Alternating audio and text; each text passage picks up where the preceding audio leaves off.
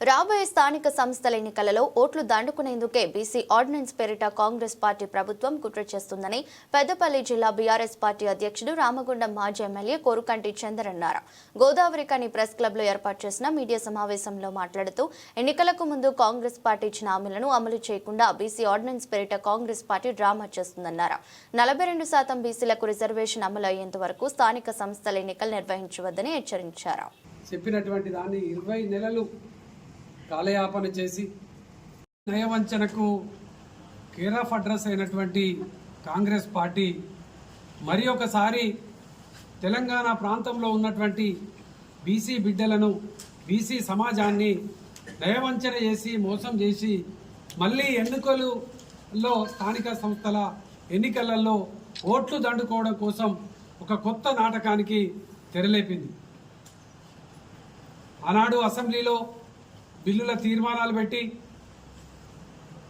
గవర్నర్కు రాష్ట్రపతులకు పంపించి ఢిల్లీలో ధర్నాల పేరిట నాటకాలు ఆడి మళ్ళీ ఈరోజు ఆర్డినెన్స్ పేరిట ఈరోజు మళ్ళీ ఒక నాటకానికి తెరలేపింది.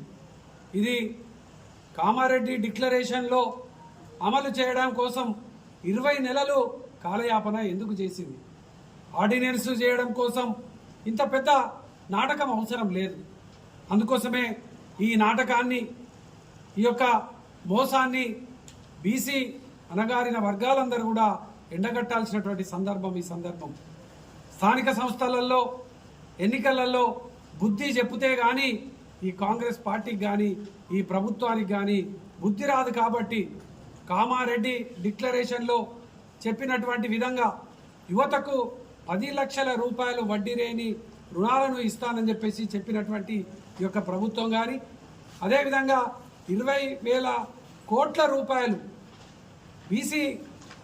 బీసీ వాళ్ళకు కేటాయిస్తామని చెప్పినటువంటి విషయాలను కానీ అమలు చేయనటువంటి ఈ యొక్క ప్రభుత్వం ఎన్నికలు రాగానే స్థానిక సంస్థల ఎన్నికలలో ఎట్లా కట్టెక్కడం అనేటువంటి ఒక ఆలోచనతోనే తెరలేపింది. కాబట్టి రేపు రాబోయేటువంటి స్థానిక సంస్థల ఎన్నికలలో బీసీ వర్గాలన్నీ కూడా ఒక్కతాటిపైకి వచ్చి ఈ యొక్క ప్రభుత్వానికి వ్యతిరేకంగా ఓటింగ్ చేయాలని సందర్భంగా మేము బీఆర్ఎస్ పార్టీ తరఫున తెలియజేస్తా ఉన్నాం.